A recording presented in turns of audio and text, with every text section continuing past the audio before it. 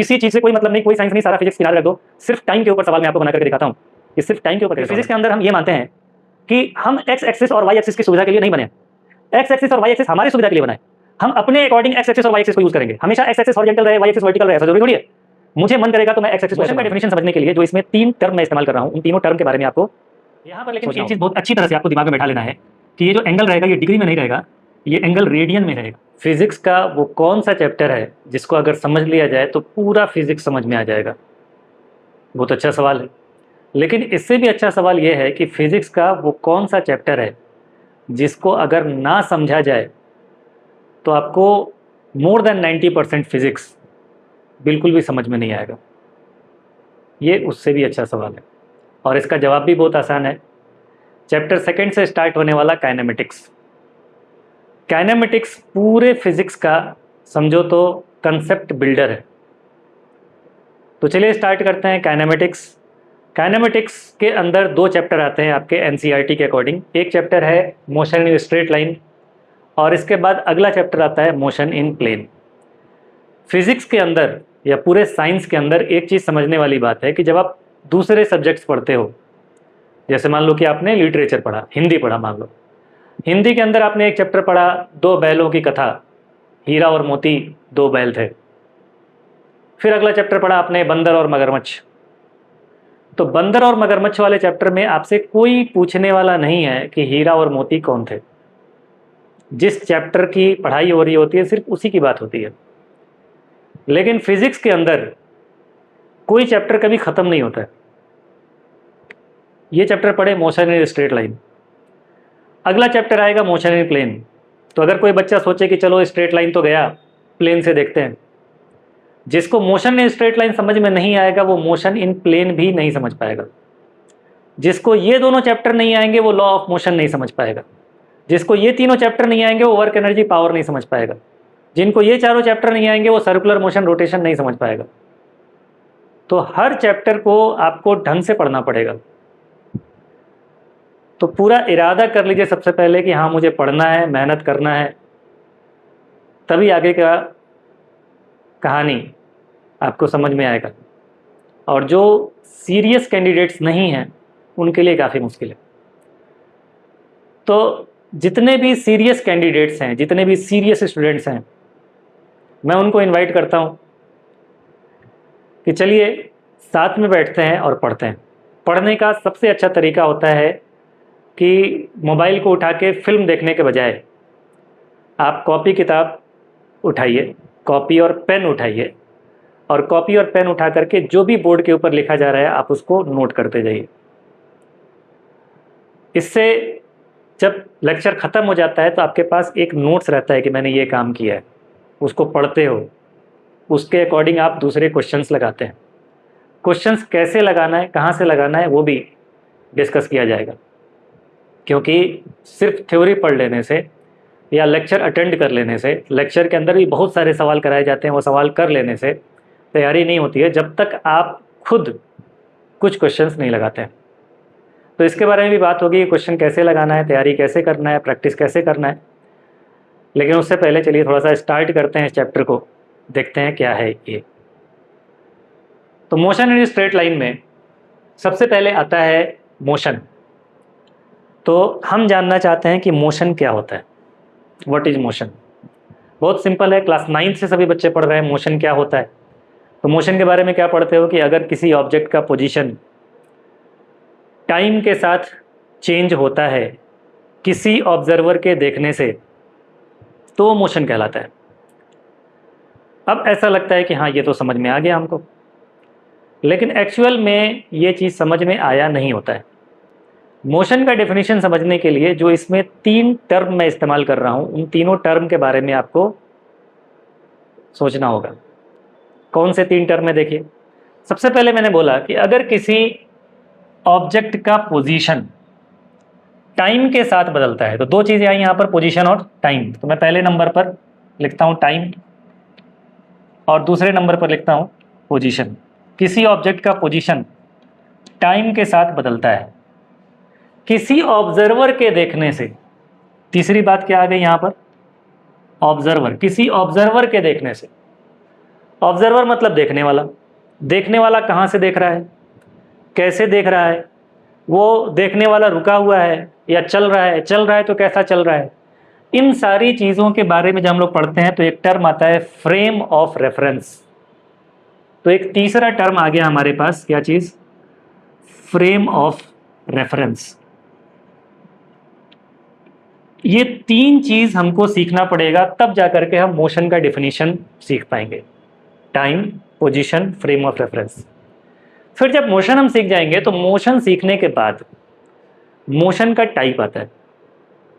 Motion कैसा हो रहा है, सीधे लाइन में चल रहा है, टेढ़ा मेढ़ा चल रहा है, ऊपर नीचे चल रहा है, टेढ़ा मेढ़ा प्लस ऊपर नीचे चल रहा है।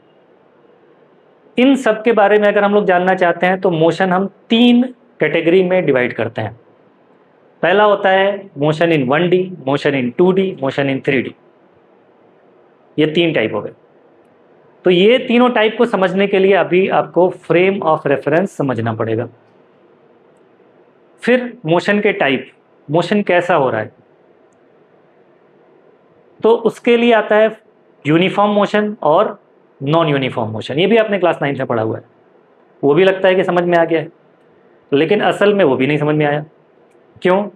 क्योंकि यूनिफॉर्म और नॉन यूनिफॉर्म मोशन समझने के लिए पहले आपको ढंग से समझना पड़ेगा स्पीड क्या होता है, वेलोसिटी क्या होता है और एक्सेलरेशन क्या होता है।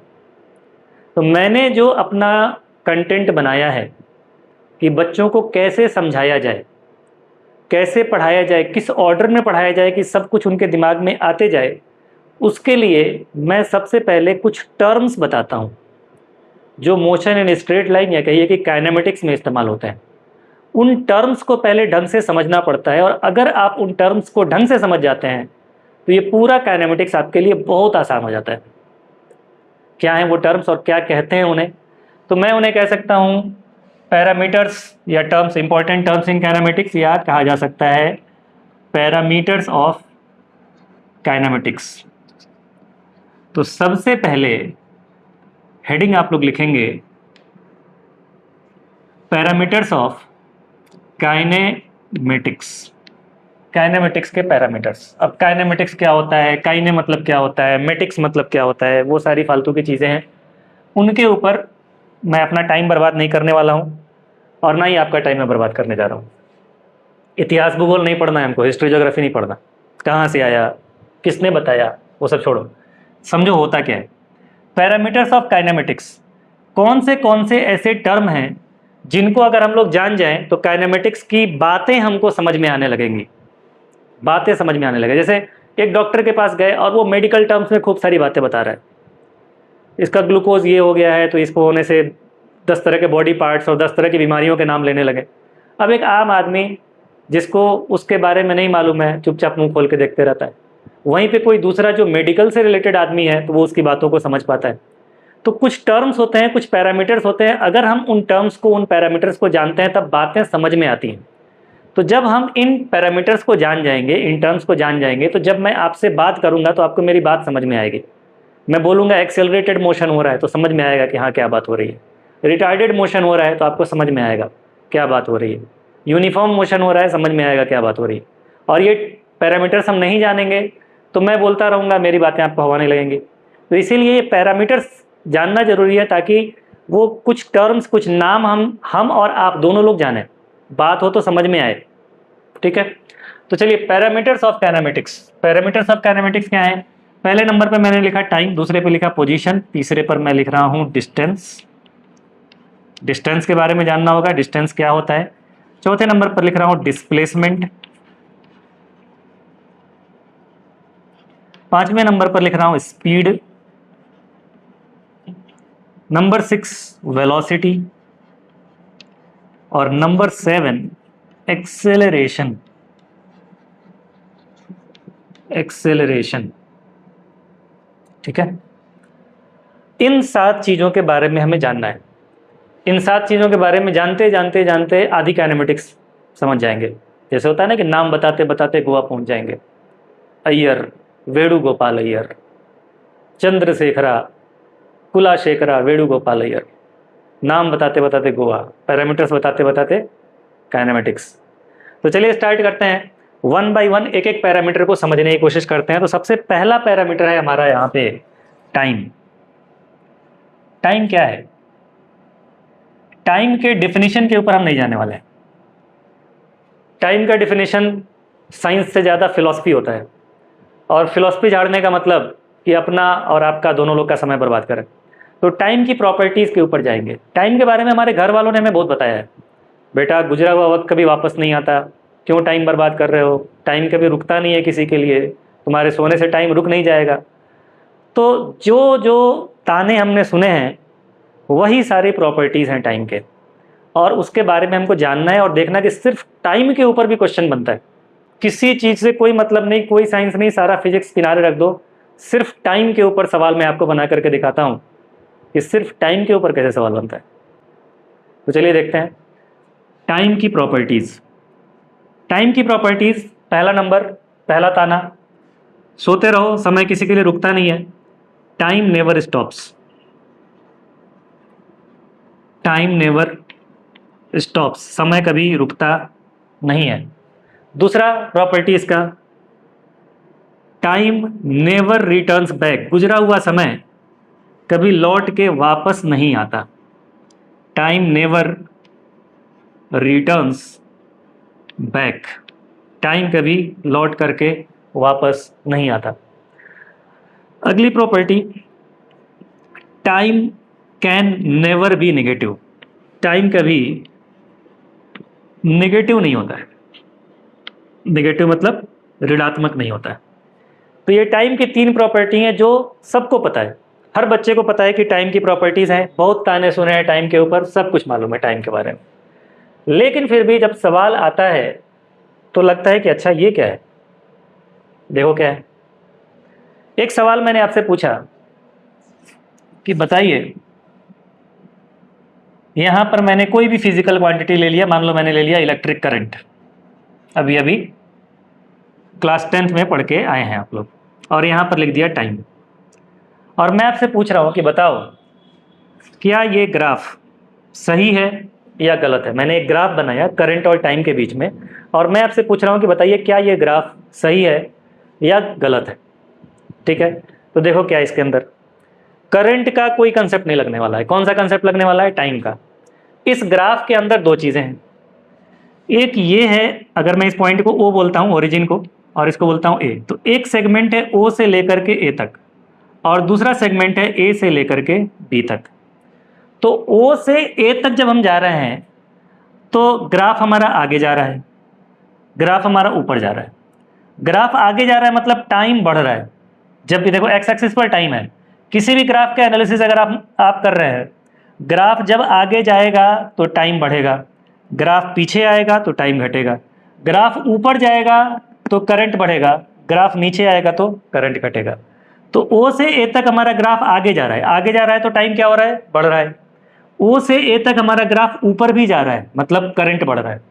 ठीक है, कोई बात नहीं, समय चलता रहा, करंट बढ़ता रहा, कोई दिक्कत नहीं। लेकिन प्रॉब्लम कहाँ है? प्रॉब्लम है ए से लेकर के बी तक। ए से बी तक क्या हो रहा है? ए से बी तक करंट घट रहा है, और ए से बी तक टाइम ना तो बढ़ रहा है ना घट रहा है। ना तो बढ़ रहा है ना घट रहा है मतलब टाइम क्या हुआ? टाइम रुक गया।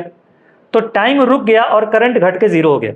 सपोज ये 10 एम्पियर था, यहाँ पर करंट मान लीजिए 10 एम्पियर था, तो 0 से 10 एम्पियर तक जाने में मान लो 5 सेकंड का समय लगा। 0 से 10 एम्पियर तक जाने में 5 सेकंड का समय लगा, और 10 एम्पियर से 0 होने में 0 सेकंड लगा। तो साइंस बोलता है कि ऐसा पॉसिबल नहीं है, टाइम कभी रुक नहीं सकता है। टाइम रुक गया, टाइम कभी रुक नहीं सकता। समझ में आ रही है बात? जरूर कुछ ना कुछ टाइम लगेगा, बहुत कम टाइम लगेगा लेकिन लगेगा। किसी का वेलोसिटी चेंज हुआ, मान लो यहाँ पर करंट की जगह पर तुमने ले लिया वेलोसिटी, किसी का वेलोसिटी चेंज हुआ। अब वेलोसिटी 0 से 5 सेकंड में हो गया 10 मीटर पर सेकंड। 5 सेकंड बाद 0 पे था, वो रुका हुआ था, 5 सेकंड बाद उसका वेलोसिटी बढ़ के हो गया 10 मीटर पर सेकंड, कोई प्रॉब्लम नहीं है। अब 10 मीटर पर सेकंड से 0 मीटर पर सेकंड होने में 0 टाइम लगा, ना तो समय आगे गया ना पीछे गया, ऐसा संभव ही नहीं है, पॉसिबल ही नहीं है। टाइम नेवर स्टॉप्स, मतलब ये ग्राफ क्या है? गलत है। हम लोग बोलेंगे कि इस ग्राफ के बारे में क्या कह सकते हैं आप? बोलेंगे दिस ग्राफ इज रॉन्ग। ये ग्राफ क्या है?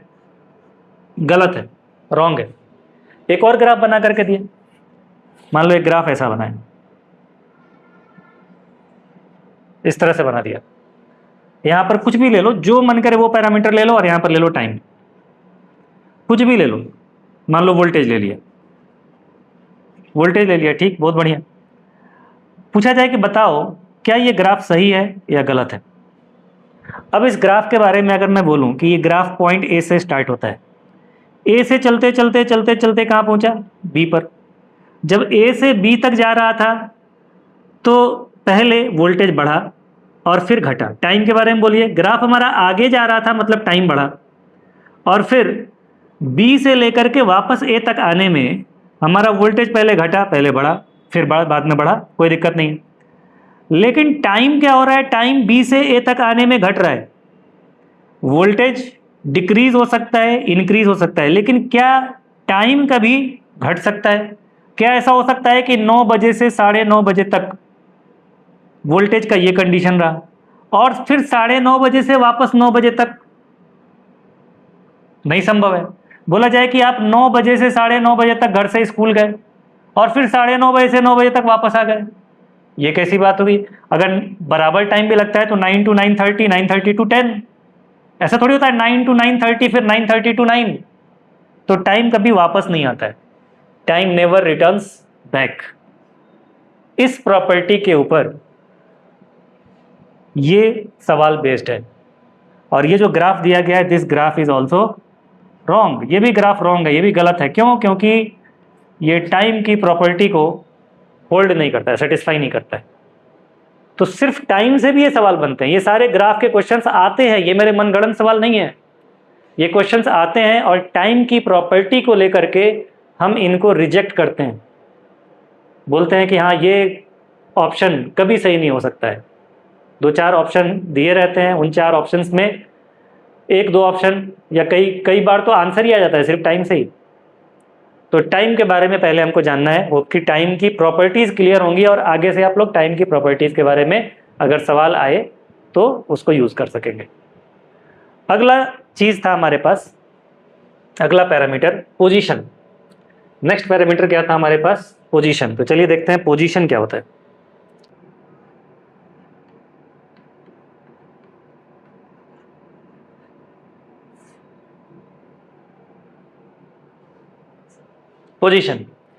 पोजीशन को जानने के लिए सबसे पहले आपको जानना पड़ेगा frame of reference.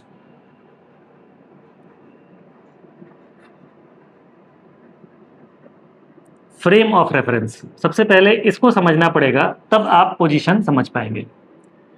Frame of reference को आप ये समझ लीजिए कि अगर लिटरेचर के भाषा में कहें तो नजरिया कह सकते हैं। नजरिया, जैसे किसी के नज़र में कोई इंसान बड़ा अच्छा है, किसी दूसरे के नज़र में वही इंसान खराब हो सकता है।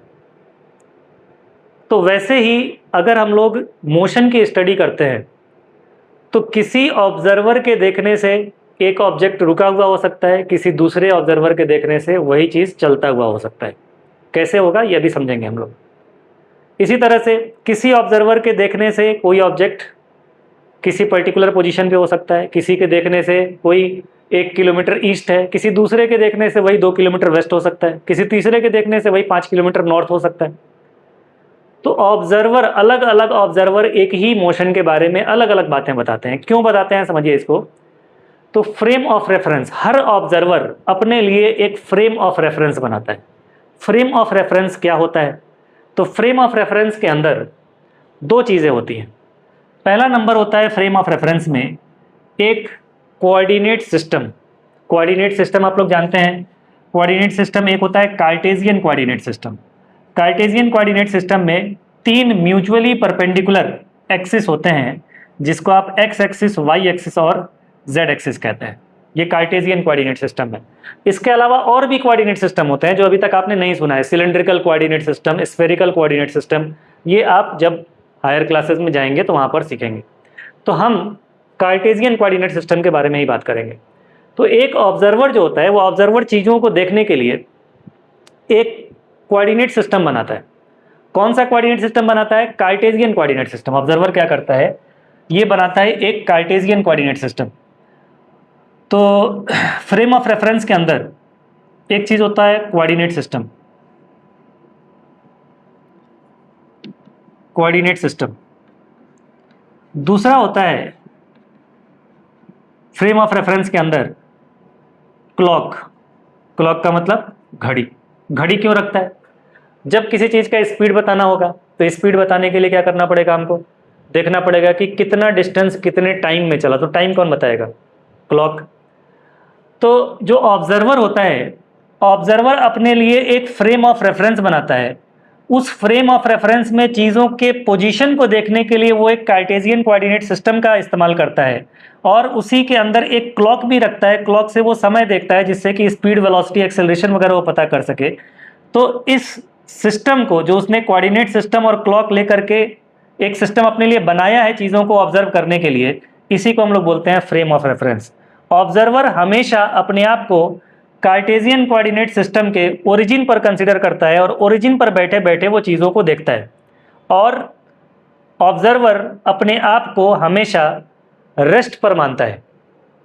भले ही वो चलता हुआ हो, वो अपने आप को रेस्ट पर मानेगा। जैसे ऑब्जर्वर अगर गाड़ी में बैठ के चल रहा है तो वो अपने आप को रेस्ट पर मानेगा, और वो बोलेगा पेड़ पीछे गया, बिल्डिंग पीछे गई, पेड़ ज़्यादा स्पीड में चल रहा है, बिजली का खंभा ज़्यादा स्पीड में चल रहा है। तो वो अपने आप को रेस्ट पर मानता है और दूसरी चीज़ों को अपने रेस्पेक्ट में चलता हुआ मानता है। ठीक, तो फ्रेम ऑफ रेफरेंस के बारे में क्या लिख सकते हैं हम लोग कि an observer sets frame of reference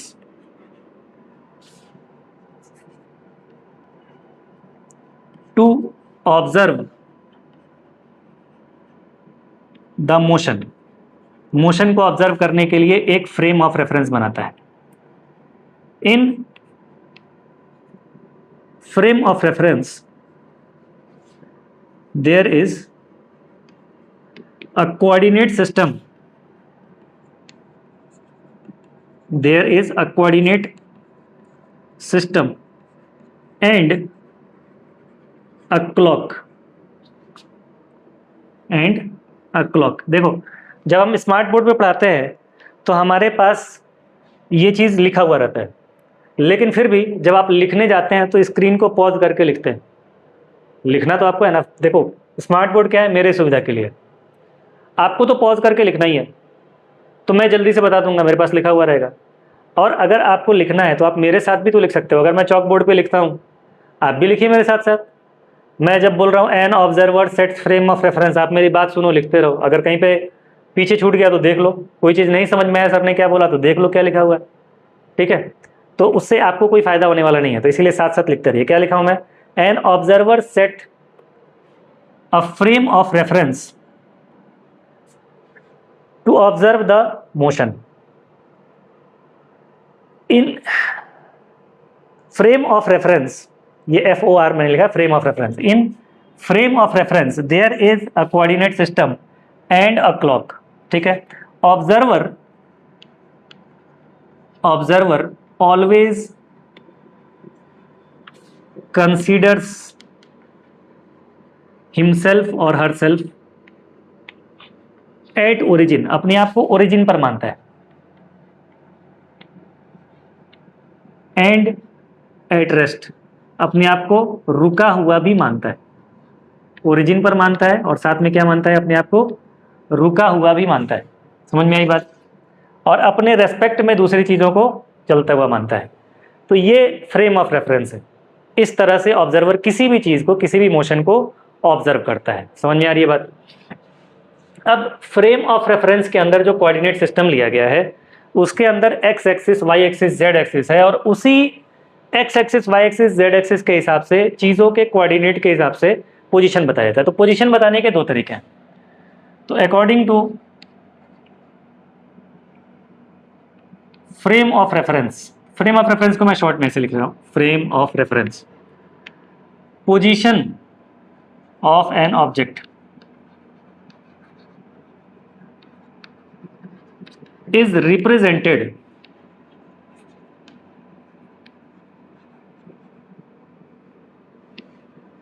in two ways, दो तरीके से दिखाया जाता है।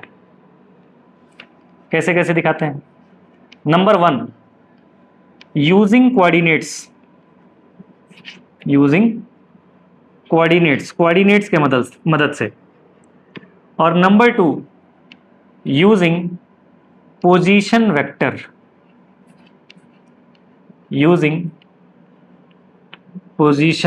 वेक्टर। दो तरीके से चीज़ों को दिखाया जाता है। कैसे कैसे? पहला नंबर कोऑर्डिनेट्स के हेल्प से, और नंबर 2 पोजीशन वेक्टर के हेल्प से। कोऑर्डिनेट के हेल्प से पोजीशन बताना, ये आप क्लास 9th से पढ़ रहे हैं कि किसी भी पॉइंट का पोजीशन बताना होता है तो हम क्या करते हैं, एक्स एक्सिस वाई एक्सिस बनाते हैं ऐसे। और अगर कोई ऑब्जेक्ट है जिसका ओरिजिन से, अगर यहाँ से हम पहुँचना चाहें इसके ऊपर, ओरिजिन से चले तो यहाँ तक पहुँचने के लिए मान लीजिए मुझे 4 कदम चलना पड़ता है, 4 मीटर चलना पड़ता है। फिर ऊपर हम लोग 2 मीटर पहुँचे, तो पहुँच गए कहाँ पे, इस पॉइंट पर। तो यहाँ से 4 मीटर आगे और 2 मीटर ऊपर, तो इसका कोऑर्डिनेट क्या बोलते हैं हम लोग, 4,2। तो ये चीज़ आप जानते हैं काफ़ी पहले से, क्लास 9th से ही। तो कोऑर्डिनेट के हेल्प से पोजीशन ऐसे बताते हैं। कोऑर्डिनेट बता दिए 4,2, 4,2,3, 4,2,9, ये कोऑर्डिनेट्स हो गए। दूसरा तरीका इसको बताने का क्या होता है, दूसरा तरीका है पोजीशन वेक्टर। पोजीशन वेक्टर में हम क्या करते हैं कि ओरिजिन से एक तीर मारते हैं और तीर मार के पहुंचा देते हैं हम लोग इस पॉइंट तक।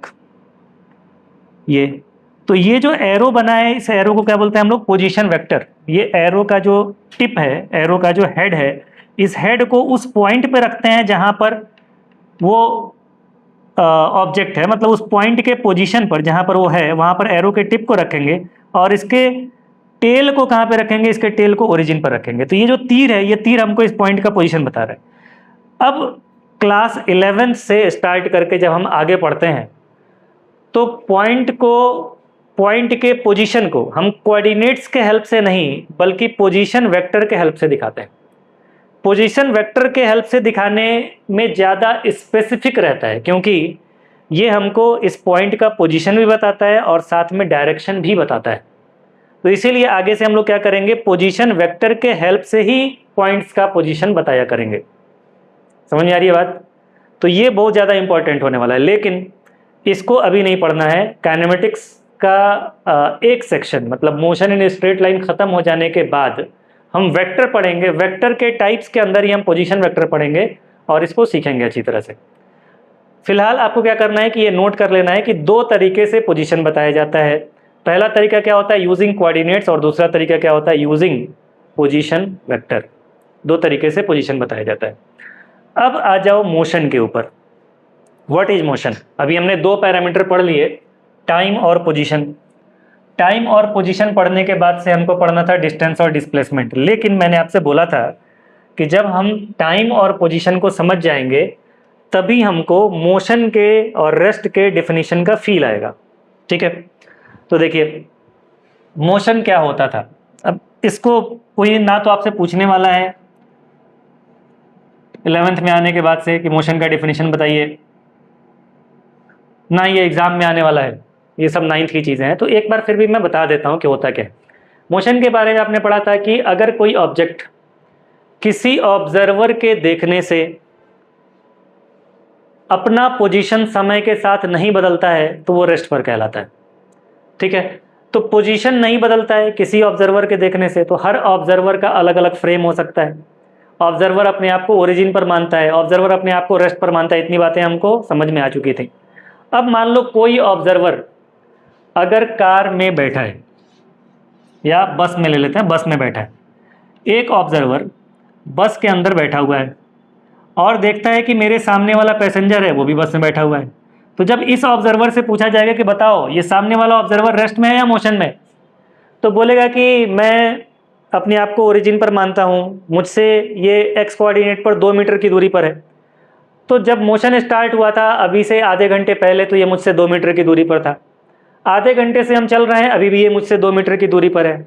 तो इसका पोजीशन बदल ही नहीं रहा है टाइम के साथ, इसका मतलब ये रेस्ट पर है।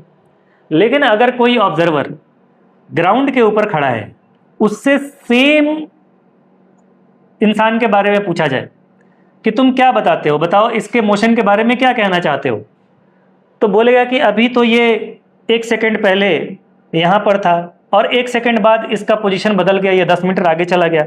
इसका मतलब कि इसका पोजीशन टाइम के साथ बदल रहा है, तो मैं कह सकता हूं कि ये किस में है, मोशन में है। तो ये ऑब्जर्वर इसके बारे में क्या बता रहा है कि ये मोशन में है, और ये ऑब्जर्वर इसके बारे में क्या बता रहा है, रेस्ट में है। तो इसके फ्रेम में बोलेंगे कि इस ऑब्जर्वर के फ्रेम में ये रेस्ट पर है, और इस वाले ऑब्जर्वर के फ्रेम में ये मोशन में है। समझ में आ रही है बात? तो एक ही चीज के मोशन की बात हो रही है, एक ऑब्जर्वर अलग बताता है, दूसरा ऑब्जर्वर अलग बताता है। इसके फ्रेम ऑफ रेफरेंस में ये रेस्ट पर है, और इसके फ्रेम ऑफ रेफरेंस में ये मोशन पर है। ठीक है। एक दूसरी गाड़ी, तेज रफ्तार कार, इसके बगल से निकल जाता है, इस बस के बगल में से एक तेज रफ्तार कार निकल जाता है। अब इस कार के अंदर एक बच्चा बैठा हुआ है। तो जब उस बच्चे से पूछा जाता है कि इसके मोशन के बारे में बताओ, क्या कहना चाहते हो तुम, तो क्योंकि ये इसको ओवरटेक करके आगे निकल जाएगा, तो ये बच्चा बोलेगा कि ये जो अंकल बैठे हुए हैं, ये अंकल तो पीछे जा रहे हैं। और कितनी स्पीड से पीछे जा रहे हैं, वो डिपेंड करेगा कि इसका स्पीड कितना है और इसका स्पीड कितना है। अगर ये तेज रफ्तार से चलते हुए आगे चला गया, तो इसके बारे में पूछा जाए कि ये पीछे जा रहा है। इस बच्चे से अगर पूछा जाए इस इंसान के बारे में कि ये वाले अंकल क्या कर रहे हैं, तो बोलेगा कि ये वाले अंकल भी पीछे जा रहे हैं। कौन ज़्यादा स्पीड में पीछे जा रहा है, तो क्योंकि ये वाले अंकल ज़मीन पे खड़े थे, तो ये बच्चा बोलेगा कि ये वाले जो अंकल थे, ये ज़्यादा रफ्तार में पीछे जा रहे थे, और ये जो मूंछ वाले अंकल थे, ये थोड़ा स्लोली पीछे जा रहे थे। अब इस बार ऑब्जर्वर ये बच्चा है, इस ऑब्जर्वर के फ्रेम से देखें तो ये भी पीछे जा रहा है, ये भी पीछे जा रहा है, लेकिन इस ऑब्जर्वर के फ्रेम से इसके पीछे जाने का स्पीड कम है, और ज़्यादा है, और इसके पीछे जाने की स्पीड कम है। तो अलग अलग ऑब्जर्वर का अलग अलग फ्रेम ऑफ रेफरेंस हो सकता है। हर ऑब्जर्वर अपने हिसाब से अलग अलग मोशन को एनालाइज करेगा। तो मोशन के बारे में हम डिस्कस तो कर ले रहे हैं, लेकिन इसको लिख नहीं रहे हैं, ये हमारे सिलेबस का हिस्सा है नहीं। चलो मैं टाइप्स ऑफ मोशन में भी डिस्कस कर लेता हूँ। ये टाइप्स ऑफ मोशन भी आप सुन ही लो, बस उसको लिख के फायदा है नहीं। टाइप्स ऑफ मोशन में अगर हम लोग बात करते हैं, तो 3 तरह के मोशन के बारे में हम लोग बात करते हैं। एक होता है 1D मोशन, 1 डायमेंशनल मोशन, और एक होता है 2D मोशन, और एक होता है 3D मोशन। 1 डायमेंशनल मोशन हम किसे कहते हैं कि अगर किसी ऑब्जेक्ट का मोशन इस तरह से हो रहा हो कि उसका सिर्फ एक ही कोऑर्डिनेट चेंज हो रहा हो। जैसे यहाँ पर जब हमने कोऑर्डिनेट एक्सिस बनाया, तो x axis, y axis, z axis, 3 axis बनाए थे। तो उन तीनों एक्सिस में से अगर सिर्फ एक ही एक्सिस के तरफ मोशन, एक ही कोऑर्डिनेट बदल रहा हो, या तो सिर्फ एक्स कोऑर्डिनेट बदल रहा है, या सिर्फ वाई कोऑर्डिनेट बदल रहा है, या सिर्फ जेड कोऑर्डिनेट बदल रहा है, सिर्फ एक ही कोऑर्डिनेट अगर बदल रहा है, तो उसके मोशन को हम लोग बोलते हैं 1D मोशन। अब इसमें एक कंफ्यूजिंग सवाल आता है। मैं बोलूँ कि चलो ये एक्स एक्सिस है और ये वाई एक्सिस है, एक ऑब्जेक्ट का मोशन ऐसे हो रहा है, तो बताइए क्या ये मोशन इन 1D है या मोशन इन 2D है। तो देखने वाला देखता है ऐसे कि अभी तो ये इसका 0 0 था, यहाँ पर गए तो मान लो इसका कोऑर्डिनेट हो गया 1 1, मतलब एक्स कोऑर्डिनेट भी बदल गया, वाई कोऑर्डिनेट भी बदल गया। यहाँ पर गए तो ये हो गया 2 2, मतलब एक्स कोऑर्डिनेट भी चेंज हुआ, वाई कोऑर्डिनेट भी चेंज हुआ। यहाँ पर गए तो हो गया 3 3, मतलब एक्स कोऑर्डिनेट भी चेंज हुआ और वाई कोऑर्डिनेट भी चेंज हुआ। लेकिन दूसरा ऑब्जर्वर जिससे पूछा जाता है, ये पहला वाला ऑब्जर्वर क्या बोलेगा कि इसका तो मोशन इन 2D हो रहा है, दोनों कोऑर्डिनेट चेंज हो रहा है। किसी दूसरे ऑब्जर्वर से पूछोगे कि इसके मोशन के बारे में बताओ, क्या ये मोशन इन 1D है या मोशन इन 2D है, तो अगर वो थोड़ा ज़्यादा स्मार्ट ऑब्जर्वर हुआ तो वो बोलेगा कि यार ये तो एक्स एक्सिस है, वाई एक्सिस है, लेकिन मैं ऐसा एक्स एक्सिस और वाई एक्सिस क्यों बनाऊं। मैं ऐसा भी तो कर सकता हूं कि मैं इसी को एक्स एक्सिस मान लूं, जिस तरफ मोशन हो रहा है उसी को मैं एक्स एक्सिस मान लूं, मैं इसको ही एक्स एक्सिस मान लूं, ये एक्स एक्सिस है मेरा, और ये वाई एक्सिस रहेगा। आप इस चीज को समझिए कि फिजिक्स के अंदर हम ये मानते हैं कि हम एक्स एक्सिस और वाई एक्सिस की सुविधा के लिए नहीं बने हैं। एक्स एक्सिस और वाई एक्सिस हमारी सुविधा के लिए बना है।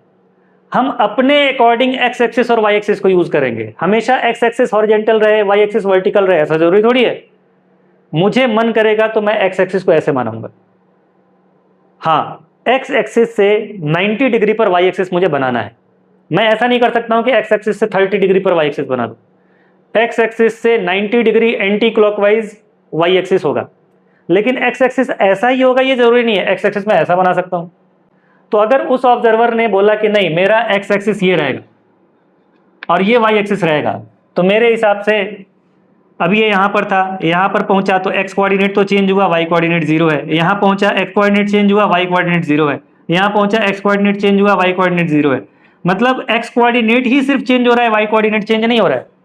तो उस ऑब्जर्वर के से पूछा जाएगा तो बोलेगा कि ये मोशन इन वन डायमेंशन है, और यही सत्य भी है, यही करेक्ट आंसर है। कोई भी straight line motion motion in one dimension होगा। स्ट्रेट लाइन मोशन जिस भी डायरेक्शन में हो रहा होगा उसी तरफ हम एक्स एक्सिस मान लेंगे। अगर ये इधर जा रहा है तो इस तरफ एक्स एक्सिस, अगर इधर जा रहा है तो इसी को एक्स एक्सिस मान लेंगे। जिस डायरेक्शन में स्ट्रेट लाइन मोशन हो रहा होगा उसी को एक्सिस मान लो। तो हर स्ट्रेट लाइन मोशन क्या होता है? One dimensional motion. उसके अलावा है two dimensional motion. Two dimensional motion फिर क्या है, कैसे चेंज होगा दोनों पैरामीटर्स? तो टू डायमेंशनल मोशन का एग्जांपल हो सकता है आपका सर्कुलर मोशन। सर्कुलर मोशन में कोई भी दुनिया का ऑब्जर्वर कोई ऐसा एक्सिस नहीं बना सकता है कि सिर्फ एक्स कोऑर्डिनेट ही चेंज हो। बताओ कैसा मैं एक्सिस बना लूं कि सिर्फ एक्स कोऑर्डिनेट चेंज हो? इसमें एक्स कोऑर्डिनेट के साथ वाई कोऑर्डिनेट भी चेंज होगा। तो ये टू डायमेंशनल मोशन हो गया। आप कोई बोले कि नहीं मेरा जो सर्कुलर मोशन होगा वो सर्कुलर मोशन ऐसे नहीं होगा, इस तरह से होगा, थोड़ा टेढ़ा करके होगा ऐसे। अगर टेढ़ा होगा तब तो x axis, y axis, z axis तीनों चेंज होने लगेंगे। अगर ये मोशन आपने इस तरह से टेढ़ा सर्कुलर मोशन मान लिया तो हम क्या करेंगे, एक्स एक्सिस और वाई एक्सिस को भी टेढ़ा कर देंगे। अभी मैंने बोला कि ये x axis, y axis, z axis की सुविधा के लिए हम नहीं बने हैं, हमारे सुविधा के लिए ये बना हुआ है। तो अगर मेरा सर्कुलर मोशन ऐसे टेढ़ा हो गया, ऐसे हो गया, तो मैं अपने एक्स एक्सिस, वाई एक्सिस को भी टेढ़ा कर लूंगा। अब जेड नहीं चेंज हो रहा है, देखो सिर्फ एक्स और वाई चेंज हो रहा है। तो मोशन, ये सर्कुलर मोशन, इसके साथ एक मोशन होता है प्रोजेक्टाइल मोशन। प्रोजेक्टाइल मोशन का मतलब फुटबॉल जमीन पर रखा है, आपने किक मारा, जाकर कैसे गिरा, प्रोजेक्टाइल मोशन। ये दोनों के दोनों मोशन किस में आते हैं? 2D मोशन में। लेकिन प्रोजेक्टाइल मोशन में अगर ऐसा हुआ कि मैंने फुटबॉल को किक मारा और हवा तेज चल रही थी और फुटबॉल ऐसे जा करके और इस तरह से गिरा, मतलब ऐसे ऊपर गया, ऊपर जा करके नीचे गिरना था, तो ऊपर जाके नीचे गिरने के बजाय ऊपर गया और ये इधर बाहर की तरफ भागने लगा, फिर ऐसे आकर के गिरा। आप जो फुटबॉल खेलता है वो जानता होगा, इस तरह से बहुत बार होता है। तो अगर एक्स एक्सिस, वाई एक्सिस और जेड एक्सिस तीनों चेंज होने लगे तो क्या हो जाएगा? Motion in 3D। ठीक है, वो मोशन इन 3 डायमेंशन हो गया। कोई एरोप्लेन है, एरोप्लेन उड़ा ऐसे, जमीन से ऐसे उड़ा, उड़ते हुए वो मुड़ गया, फिर इधर मुड़ गया। जो आप लोग देखते हैं ना एयरफोर्स के जो फ्लाइट्स होते हैं, जो फाइटर जेट्स होते हैं, कैसे कलाबाजी करते हैं हवा में, तो उनका मोशन क्या करेंगे हम लोग? Motion in 3 dimension. ठीक है, तो ये 3 तरह के motion, motion in 1D, motion in 2D, motion in 3D। ये पोजीशन के हिसाब से या कोऑर्डिनेट एक्सिस के हिसाब से हमने मोशन को 3 टाइप में डिवाइड कर दिया। बस ये नाम लिख लीजिए, मोशन के बारे में टाइप्स लिख लेना, motion in 1 dimension, motion in 2 dimension, motion in 3 dimension. नाम से क्लियर हो जाएगा। बहुत सारी चीजें ऐसी होती हैं जिनके नाम से ही उनका डेफिनेशन क्लियर हो जाता है, उनमें टाइम बर्बाद करके लिख के फायदा क्या है? बस नाम लिख लो ताकि याद रहे कि हाँ मैंने ये पढ़ा था। आई बात समझ में?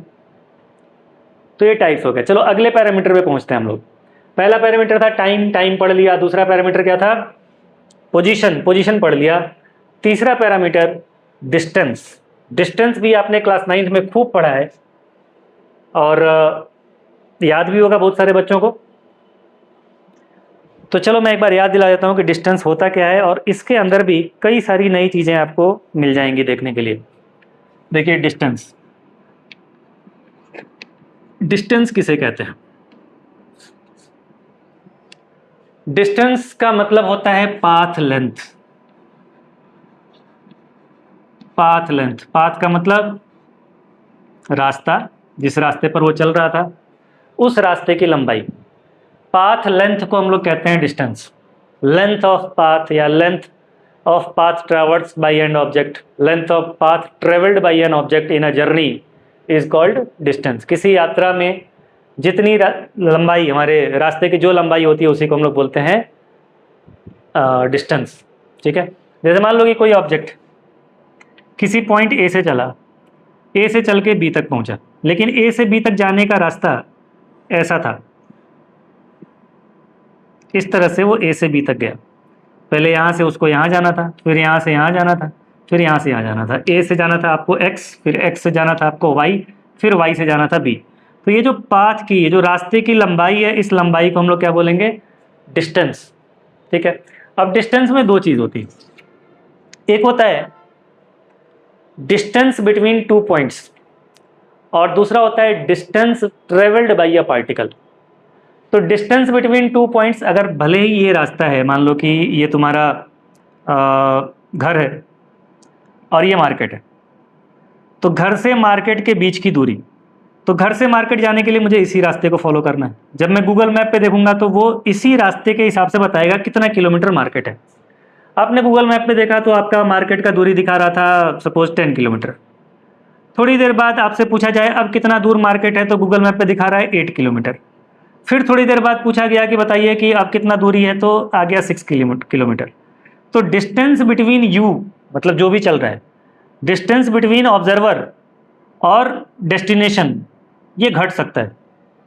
कोई इंसान चल रहा है, अब डेस्टिनेशन जहां तक पहुंचने वाले हो कितने दूरी पर हो, मान लो तुम कहीं दावत खाने जा रहे हो या तुम्हारा दोस्त मार्केट में इंतजार कर रहा है, हाँ आ रहे हो, ठीक है आ रहा हूँ, कहाँ पहुंचे, कितनी दूरी पर हो, तो दूरी थोड़ा कम है और करीब पहुंच चुका हूं, अब कितने दूरी पर हो और करीब पहुंच चुका हूं, और अब कितने दूरी पर हो और करीब पहुंच चुका हूं। तो करीब पहुंचने का मतलब दूरी क्या हो रहा है, घटते जा रहा है। तो डिस्टेंस बिटवीन टू पॉइंट्स या टू मूवेबल पॉइंट्स डिक्रीज भी हो सकते हैं, लेकिन distance travelled by an object, कोई ऑब्जेक्ट कितना दूरी तय करता है, वो कभी घटता नहीं है।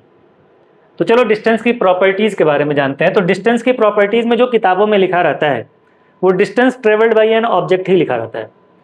तो सबसे पहले डिस्टेंस क्या होता है, पाथ लेंथ होता है। दूसरी चीज, डिस्टेंस को नापते कैसे हैं, कैसे नापते हैं, कौन से यूनिट में नापते हैं, तो डिस्टेंस को नापने का एसआई यूनिट, इंटरनेशनल सिस्टम में जो इसका यूनिट होता है, ये क्या होता है, मीटर। मीटर, ठीक है, एम लिखा जाता है। कैसी क्वांटिटी है ये, तो ये स्केलर क्वांटिटी है। स्केलर क्या होता है, स्केलर क्या होता है, फिजिकल क्वांटिटीज को हम लोग दो पार्ट में डिवाइड करते हैं। एक टाइप का होता है वेक्टर, एक वेक्टर क्वांटिटी होता है, और दूसरा क्या होता है, स्केलर। वेक्टर क्या होता है कि जिसको कंप्लीटली एक्सप्लेन करने के लिए मैग्नीट्यूड के साथ साथ डायरेक्शन की भी ज़रूरत है, और वो वेक्टर लॉ कुछ होते हैं, उन लॉज को भी फॉलो करता है, तो उसे वेक्टर कहते हैं। और स्केलर क्या होता है, जिनको एक्सप्लेन करने के लिए मैग्नीट्यूड के साथ साथ डायरेक्शन की ज़रूरत नहीं है, सिर्फ मैग्नीट्यूड काफ़ी है, उनको बोलते हैं स्केलर। जैसे मान लो बोला जाए कि आप सुबह से कितना किलोमीटर गाड़ी चलाए, तो बोला कि आज तो बहुत गाड़ी चलाना पड़ा, आज मैं 50 किलोमीटर गाड़ी चलाया। तो आपकी गाड़ी चली है 50 किलोमीटर, अब किस डायरेक्शन में चली है, टेढ़े मेढ़े रास्ते पर चली है, किधर चली है, उससे क्या फ़र्क पड़ता है, 50 किलोमीटर, ठीक है। लेकिन पूछा जाए कि आपके घर से दिल्ली कितना दूर है, तो आपने बताया कि मेरे घर से दिल्ली जो है वो 200 किलोमीटर की दूरी पर है। अच्छा, दिल्ली 200 किलोमीटर की दूरी पर किस डायरेक्शन में है, तो यहाँ पर डायरेक्शन का सेंस है, लेकिन आपकी गाड़ी आज कितने किलोमीटर चली है, इसमें डायरेक्शन का सेंस नहीं आता है, ठीक है। तो कुछ ऐसे पैरामीटर होते हैं जिनमें डायरेक्शन लगता है। जैसे मान लो कि मैं फोर्स लगाऊं किसी ऑब्जेक्ट के ऊपर, तो फोर्स लगाऊंगा तो किस डायरेक्शन में फोर्स मैं लगा रहा हूं ये मायने रखता है। इस तरफ फोर्स लगाऊं ये अलग इफेक्ट देगा, इस तरफ फोर्स लगाऊं अलग इफेक्ट देगा, इस तरफ फोर्स लगाऊं अलग इफेक्ट देगा, इस तरफ फोर्स लगाऊं अलग इफेक्ट देगा। तो फोर्स का डायरेक्शन होता है। लेकिन बोला जाए कि इसका मास कितना है, तो 10 kg। अच्छा, 10 kg किस डायरेक्शन में, नॉनसेंस सवाल है। तो ऐसे पैरामीटर्स जिनको कंप्लीटली बताने के लिए, कंप्लीटली एक्सप्लेन करने के लिए, समझाने के लिए आपको मैग्नीट्यूड के साथ साथ डायरेक्शन भी बताना पड़ता है, उन्हें हम कहते हैं वेक्टर। और जिनको कंप्लीटली एक्सप्लेन करने के लिए मैग्नीट्यूड के साथ साथ डायरेक्शन नहीं बताना पड़ता है, उन्हें क्या कहते हैं, स्केलर। बिना डायरेक्शन के ही वो कंप्लीट सेंस दे देते हैं, तो उनको बोलते हैं स्केलर।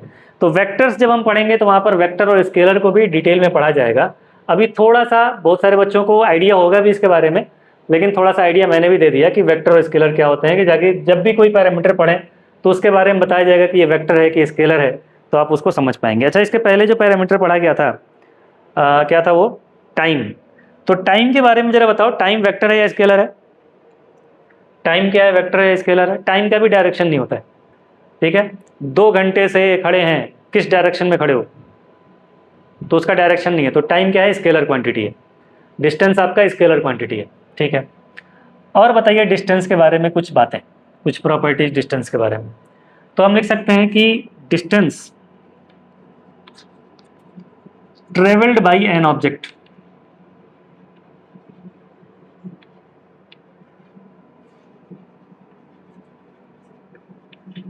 ऑलवेज इंक्रीजेज, हमेशा बढ़ता है। Distance travelled by an object always increases, कोई ऑब्जेक्ट कितना डिस्टेंस ट्रेवल किया वो हमेशा बढ़ता है। और क्या लिख सकते हैं डिस्टेंस के बारे में? Distance can never B negative, distance कभी नेगेटिव नहीं हो सकता है। Distance can never B negative, distance कभी नेगेटिव नहीं हो सकता है। और क्या डिस्टेंस के बारे में जानते हो? अगर एक बार जर्नी स्टार्ट हो गया तो डिस्टेंस दोबारा कभी जीरो भी नहीं हो सकता है। वंस जर्नी स्टार्ट्स,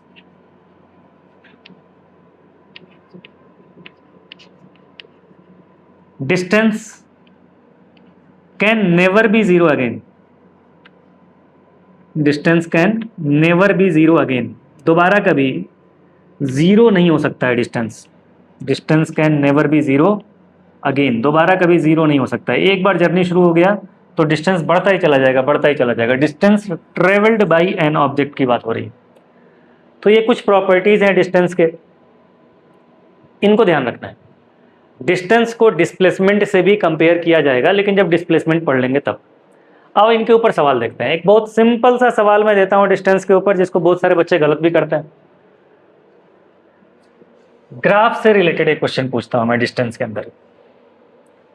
डिस्टेंस के अंदर ग्राफ से रिलेटेड एक सवाल पूछता हूं। देखो, मान लो कि एक्स एक्सिस के ऊपर आपने टाइम दिखाया और वाई एक्सिस के ऊपर दिखाया डिस्टेंस। अब एक ग्राफ बनाया गया ऐसे, पूछा जाए कि बताओ ये ग्राफ सही है कि गलत है। एक मोशन हो रहा था, उस मोशन के अंदर डिस्टेंस और टाइम के बीच में ये ग्राफ बना। बताइए ये ग्राफ सही है कि गलत है। एक चीज ध्यान रखिएगा, जब भी मैं डिस्टेंस की बात करूंगा तो चाहे बताऊं या ना बताऊं, आप समझ जाएंगे कि ये distance travelled by an object है, कि कोई ऑब्जेक्ट कितना दूरी तय किया है वो चीज रखा हुआ है। जब तक ना बोला जाए तब तक आप ये नहीं मानेंगे कि ये दो पॉइंट्स के बीच के डिस्टेंस की बात हो रही है। ठीक है, तो हमेशा distance travelled by an object, जब तक कुछ भी नहीं बोला गया। तो एक ऑब्जेक्ट मोशन में था और वो कितना डिस्टेंस ट्रेवल करता है और टाइम के बीच में ये ग्राफ बना करके दिया गया। आपसे पूछा जा रहा है ग्राफ ये सही है कि गलत है। तो देखो, इस ग्राफ को मैं अगर दो सेक्शंस में, दो पार्ट में डिवाइड करूं तो ये है ओ और ये वाला पॉइंट क्या है ए। ओ से ए तक जब हम जा रहे हैं तो ओ से ए तक क्या हो रहा है कि डिस्टेंस बढ़ रहा है, और डिस्टेंस बढ़ने के साथ साथ टाइम भी क्या हो रहा है, बढ़ रहा है। सही है, टाइम तो बढ़ रहा है, कोई दिक्कत नहीं है। डिस्टेंस बढ़ रहा है, कोई भी दिक्कत नहीं है, डिस्टेंस भी बढ़ सकता है। अब ए से लेकर के आगे बी तक वाले पोर्शन को देखो। ए से बी तक टाइम बढ़ रहा है, बिल्कुल सही है, कोई दिक्कत नहीं है, परफेक्ट, टाइम बढ़ सकता है, कोई प्रॉब्लम नहीं है इसके अंदर। लेकिन ए से बी तक क्या हो रहा है, डिस्टेंस हमारा घट रहा है, क्योंकि ग्राफ नीचे आ रहा है। ग्राफ अगर ऊपर जाएगा तो डिस्टेंस बढ़ेगा, ग्राफ नीचे जाएगा तो डिस्टेंस घटेगा। ग्राफ आगे जाएगा तो टाइम बढ़ेगा, ग्राफ पीछे जाएगा तो टाइम घटेगा। तो ग्राफ हमारा पहले ऊपर गया, डिस्टेंस बढ़ा, और ग्राफ फिर नीचे आ रहा है, मतलब डिस्टेंस घटा। और यहाँ पर क्या लिखा है, डिस्टेंस कभी घटता नहीं है, ऑलवेज इंक्रीजेस। डिस्टेंस हमेशा बढ़ता ही रहता है, कभी घटता ही नहीं।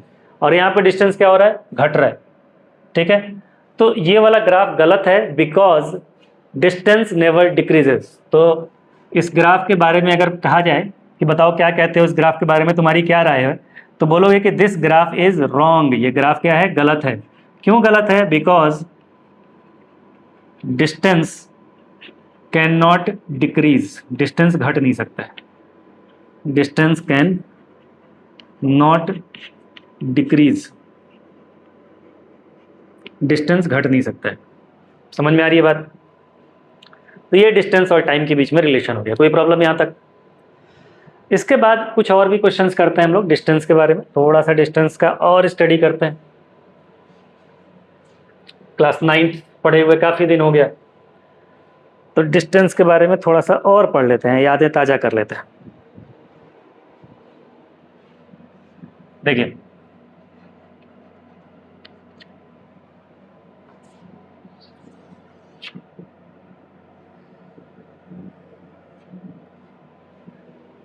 ये एक सर्कल है,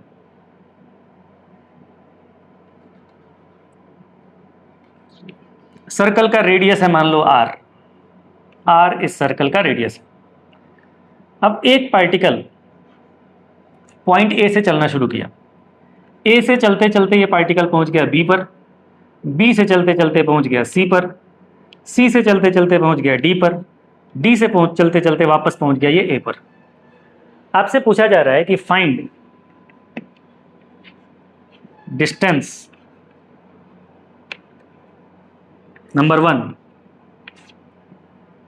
ए B C D A, number 2 distance A B C, और नंबर 3 डिस्टेंस ए बी, और नंबर 4 डिस्टेंस बताना है ए बी सी डी। ये 4 पार्ट हैं इस सवाल के।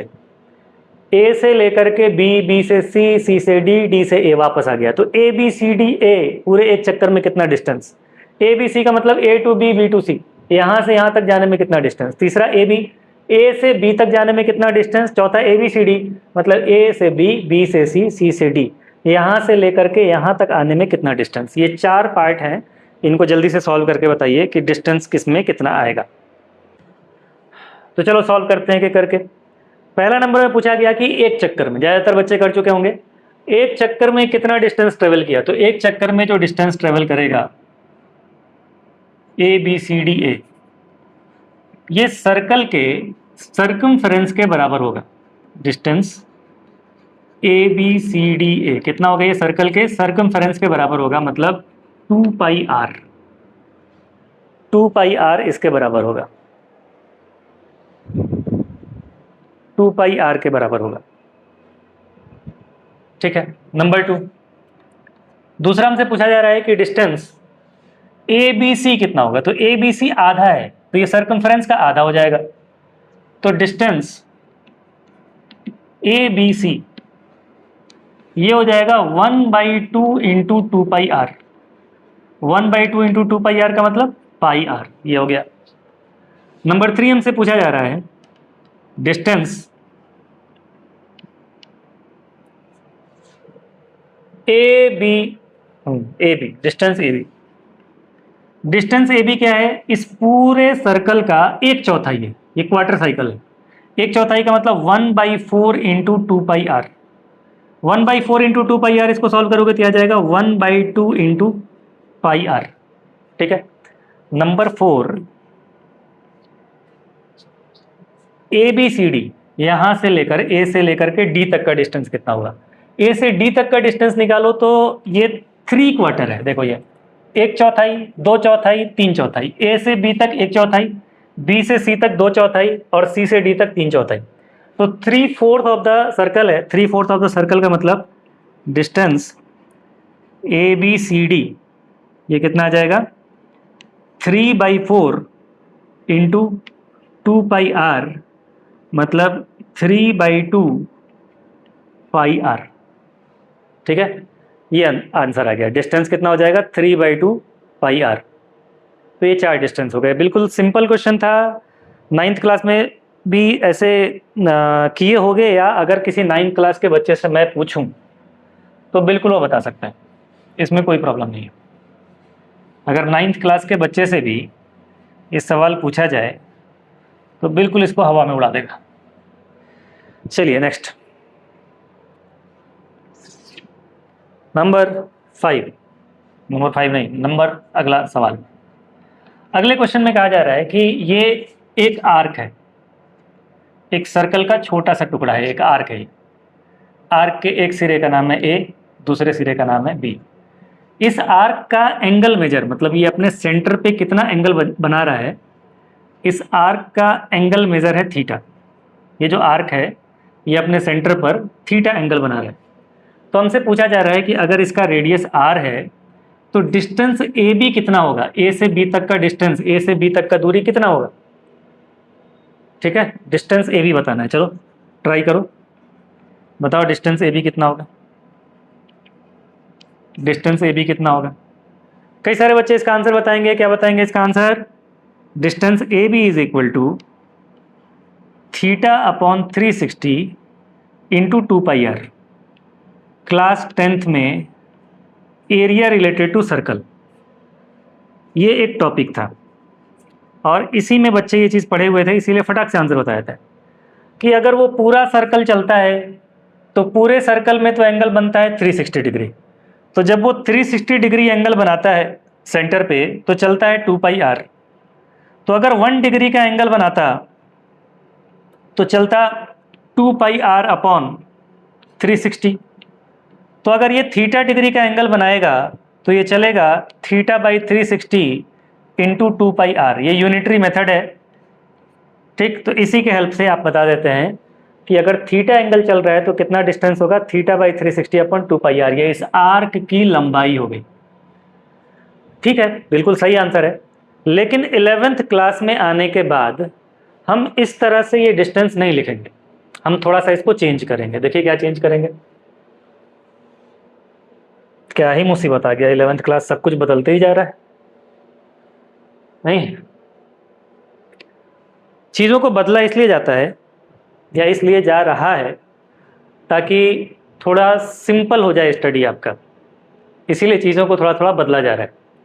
जब हमें कम चीज़ें पढ़नी होती थी तो बड़े बड़े भी चीज़ रहते थे, बड़े नंबर्स रहते थे, कोई दिक्कत नहीं होता था। लेकिन अब ज़्यादा पढ़ना है, कंटेंट बहुत ज़्यादा बढ़ जाएगा, तो हमको चीज़ों को समराइज़ करने के लिए थोड़ा सा कुछ सोचना पड़ेगा। तो ये ध्यान रखना कि जो भी मॉडिफिकेशंस होंगे वो इसलिए होंगे ताकि आपका ज़िंदगी आसान हो जाए, आपका कैलकुलेशन आसान हो जाए, घबराने की बात नहीं है। तो देखो, अगर हमसे पूछा जाता है कि बताओ ये डिस्टेंस कितना होगा, तो एक फॉर्मूला हम यहाँ पर यूज़ करेंगे, ये होता है arc is equal to angle into radius. Angle into radius, ये एक फॉर्मूला है। Arc is equal to angle into radius, या angle is equal to arc upon radius, कोण बराबर चाप अपॉन त्रिज्या, ठीक है। यहाँ पर लेकिन एक चीज़ बहुत अच्छी तरह से आपको दिमाग में बैठा लेना है कि ये जो एंगल रहेगा ये डिग्री में नहीं रहेगा, ये एंगल रेडियन में रहेगा। ये एंगल रेडियन में रहेगा। एंगल, ये रेडियन वाला एंगल क्या बला है अभी मैं उसको भी समझाऊंगा। तो arc is equal to angle into radius, इस फॉर्मूले का इस्तेमाल करेंगे। ये जो दूरी है ए बी, ये ए बी दूरी क्या है, ये ए बी दूरी एक आर्क है।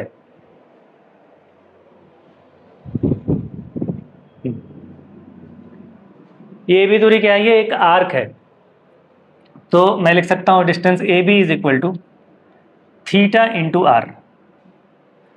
ये डिस्टेंस ए बी कितना आ गया, डिस्टेंस ए बी आ गया आपका थीटा इंटू आर, ये चीज आ गया, ठीक है, सही है। लेकिन ध्यान रखना है थीटा किस में रहेगा, रेडियन में रहेगा, थीटा को रेडियन में रखना है। समझ में आ रही है बात। अब देखो जरा रेडियन क्या चीज है,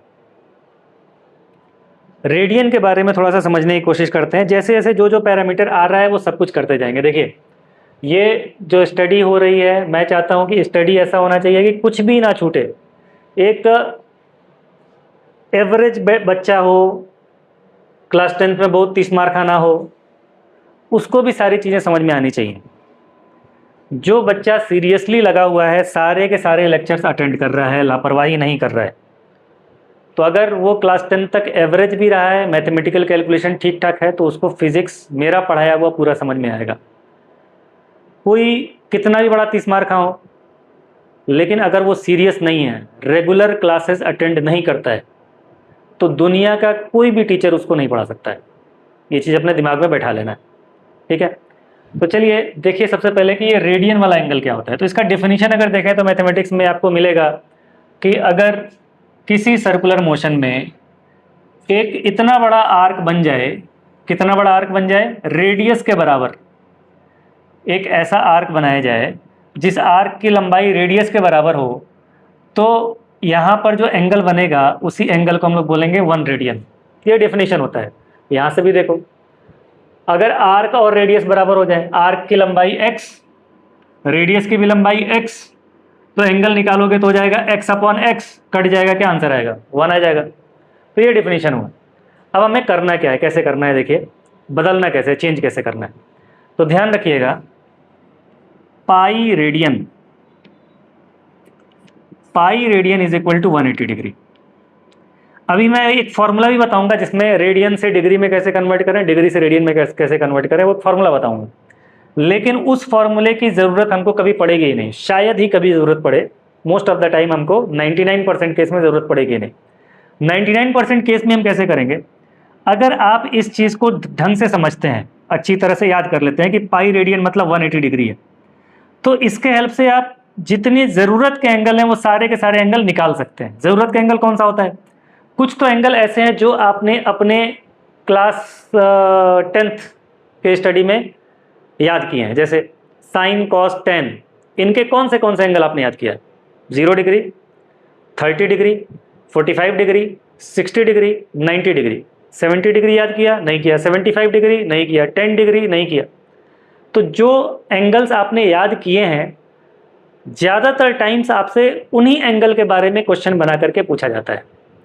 तो 180 डिग्री है, चलो ठीक है, 90 डिग्री का मतलब कितना रेडियन है ये आपको पता होना चाहिए, 45 डिग्री का मतलब कितना रेडियन है पता होना चाहिए, 30 डिग्री को रेडियन में, 60 डिग्री को रेडियन में ये कन्वर्ट करना आपको आना चाहिए। साथ में जब आप 11th क्लास में आ रहे हैं तो सिर्फ 90 तक काम नहीं चलेगा, 90 से थोड़ा ऊपर बढ़ना पड़ेगा। क्या क्या बढ़ना पड़ेगा ऊपर, 90 के बाद आपको 120, 135, 150 और 180 इनके भी वैल्यूज़ याद करने पड़ते हैं, तो इनको भी रेडियन में बदलना आना चाहिए। अब क्लास 11th में आने के बाद कभी भी आपसे 30 डिग्री नहीं पूछा जाएगा। दो वेक्टर्स के बीच का एंगल 30 डिग्री है ऐसा बहुत कम लिखा रहेगा। दो वेक्टर्स के बीच का एंगल π/6 रेडियन है, ये अक्सर दिया रहेगा। दो वेक्टर्स के दो फोर्सेस एक दूसरे से π/2 पर लगते हैं, दो फोर्सेस एक दूसरे से 2π/3 पर लगते हैं, 5π/6 पर लगते हैं, ये चीज़ दिया रहेगा। तो पाई के टर्म्स में आएगा, तो ये पाई वसूल करना आना चाहिए आपको, ठीक है। तो देखो, अगर पाई रेडियन का मतलब 180 डिग्री है तो π/2 का मतलब क्या होना चाहिए, बहुत सिंपल है, π/2 इधर 1/2 से मतलब 1/2 से मल्टीप्लाई किया तो इधर भी 1/2 से मल्टीप्लाई करो। π/2 इज इक्वल टू 180/2, 180/2 का मतलब 90 डिग्री। अच्छा, π/3 का मतलब क्या हुआ, π/3 का मतलब 180/3, 180/3 मतलब 60। फिर π/6 का मतलब क्या हुआ, π/6 का मतलब 180/6, 180/6 का मतलब 30। अच्छा, π/4 का मतलब क्या हुआ, यहां पर मैं नोट कर देता हूं, π/4 का मतलब क्या हुआ, π/4 का मतलब 180/4, 180/4 का मतलब 45 डिग्री। अब एक चीज और देखो, अच्छा पाई का मतलब तो 180 डिग्री है, 2 पाई का मतलब क्या हो जाएगा, 2 इंटू 180, 2 इंटू 180 मतलब 360। अच्छा π/2 तो 90 है, ठीक, π/4 कितना हो गया 45। यहाँ पर आइए, π/3 का मतलब 60 है, 2π/3 क्या होगा, π/3 का मतलब 60, तो 2π/3 का मतलब 2 इंटू 60, 2 इंटू 60 का मतलब 120। अच्छा π/6 का मतलब तो 30 है, तो 5π/6 का मतलब क्या होगा, 5π/6 इधर 5 से मल्टीप्लाई किए तो इधर ही 5 से करो, तो 3 इंटू 5 कितना हो जाएगा 15, 150 डिग्री।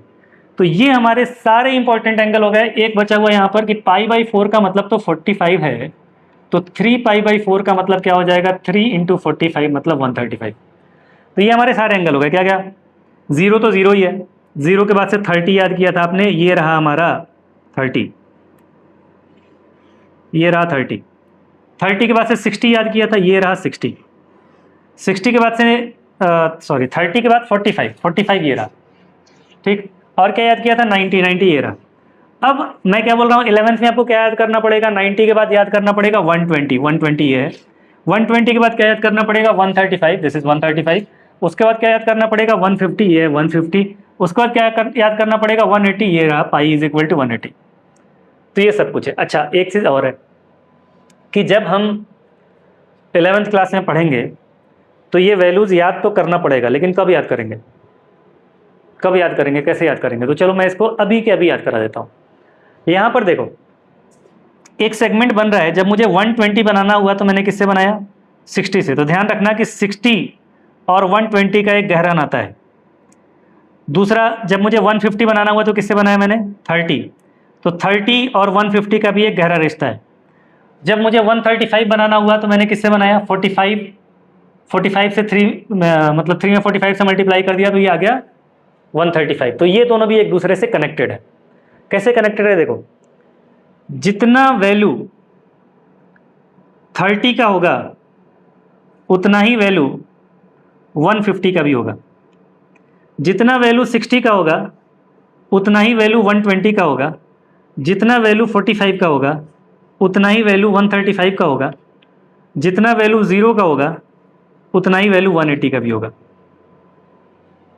ठीक, बस ये ध्यान रखना पड़ेगा कि साइन में 90 के बाद भी पॉजिटिव होगा। साइन में तो एग्जैक्टली इक्वल होंगे, लेकिन कॉस और टेन में क्या होंगे, कॉस और टेन 90 के बाद नेगेटिव हो जाते हैं।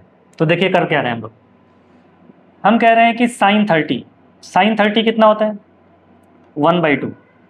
तो हमसे पूछा जाए बताओ साइन 150 कितना होगा, तो मैं बोलूँगा कि अच्छा 150 का दोस्त कौन है, 150 का दोस्त कौन है 30, तो जितना 30 उतना ही 150। तो अगर साइन 30 1/2 है तो साइन 50 भी कितना हो जाएगा 1/2। हाँ, साइन कॉस 60 में लिखता हूँ, कॉस 60 कितना होता है 1/2। किसी ने पूछ दिया बताओ कॉस 120 कितना होगा, तो जितना 60 उतना ही 120। ये चीज़ याद रखना है, जितना 60 उतना ही 120। तो 120 भी तो 60 के बराबर होना चाहिए। कॉस 60 कितना होता था 1/2, तो कॉस 120 भी नहीं, कितना होगा -1/2। ध्यान रखना है कि साइन में क्या होता है कि साइन में साइन नहीं बदलता है, साइन में साइन नहीं बदलता है, मतलब एग्जैक्टली उतना ही होगा। अगर साइन 30 है तो साइन 150, दोनों के दोनों 1/2। साइन 60 होता √3/2, साइन 120 होता √3/2। उसमें प्लस माइनस से कोई फर्क नहीं होगा, लेकिन कॉस और टेन 90 के बाद से नेगेटिव हो जाएंगे, ये ध्यान रखना है। ठीक है, पूछा जाए tan 45 कितना होता है, बताओगे 1 होता है, याद करके रखा है हमने। अच्छा ठीक है, तो tan 135 कितना होता है, 45 35 देखो एक जैसा ही दिख रहा है 135, तो 45 का 3 गुना, ये भी तो 1 ही होगा। ठीक है, लेकिन 90 के बाद tan नेगेटिव हो जाएगा तो क्या लिखेंगे इसको, कितना हो जाएगा ये -1। tan 45 1 और tan 135 -1। समझ में आ रहा है। तो अगर आपने ये याद कर लिया कि कौन से बराबर होते हैं, तो ये वैल्यूज अपने आप याद हो गए। 0 से 90 याद किए ही हो, और 90 से 120 में जितना 60 उतना 20, जितना 30 उतना 150, जितना 45 उतना 135, और कुछ बचा ही नहीं। बस ध्यान रखना है कि साइन तो पूरा 180 तक पॉजिटिव होता है, कॉस 0 से 90 पॉजिटिव होता है, 90 से 180 नंबर तो न्यूमेरिकल वैल्यू तो उतना ही होगा लेकिन नेगेटिव होगा। tan 90 से 180 तक नेगेटिव होगा, नंबर उतना ही रहेगा।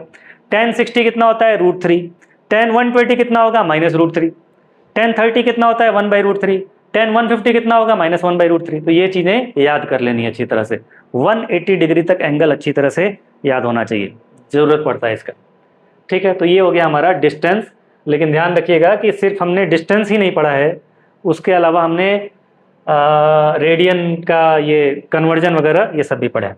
बीच बीच में कोई भी कंसेप्ट मैं छोड़ करके नहीं चल रहा हूँ, जो बेसिक मैथमेटिक्स की चीज़ें आ रही हैं वो भी मैं साथ साथ बताते चल रहा हूँ, जो भी बेसिक मैथमेटिक्स के टर्म्स आ रहे हैं उनको भी साथ साथ बता रहे हैं। ठीक है, इसलिए थोड़ा सा टाइम लगेगा, लेकिन कंसेप्ट आपका साथ साथ बनते रहेगा। ठीक है, चीज़ों को बहुत जल्दी जल्दी उड़ाने से भगाने से काम नहीं चलता है, कंसेप्ट साथ साथ बनते रहना चाहिए। जहाँ जहाँ जिस चीज़ की ज़रूरत होती है वो चीज़ें आपको मिलती रहनी चाहिए।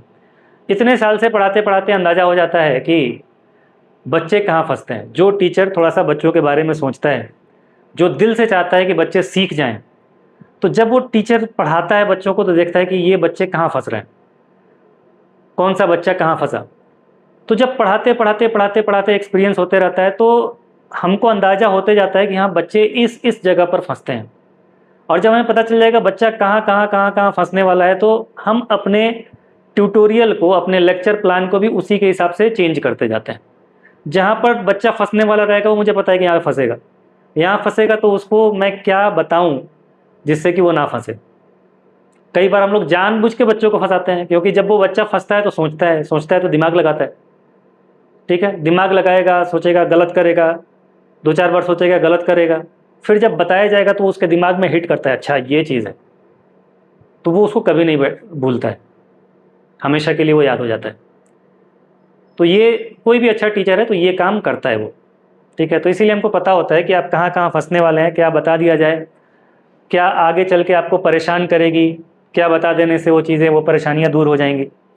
ठीक है, तो नेक्स्ट इसके बाद से आता है हमारा डिस्प्लेसमेंट। डिस्टेंस के बाद से अगला आता है हमारा डिस्प्लेसमेंट। तो डिस्प्लेसमेंट हम लोग नेक्स्ट वीडियो के अंदर कवर करेंगे। थोड़ा सा लिमिटेशन है मेरे साथ, बहुत बड़े बड़े वीडियोस मैं नहीं बना सकता हूँ, मेरे पास उतनी सुविधाएं नहीं हैं, उतना एडिटिंग का टूल, उतना अपलोडिंग का टूल, उतना इंटरनेट है नहीं, तो थोड़ा सा उसके साथ ही रहना पड़ेगा कि जितना सुविधा है उसी के हिसाब से काम करना पड़ेगा। तो चलिए ठीक है, जो भी पढ़ाया गया उसका नोट्स बनाइए अच्छी तरह से, और फिर नेक्स्ट लेक्चर में इसको कंटिन्यू करते हैं।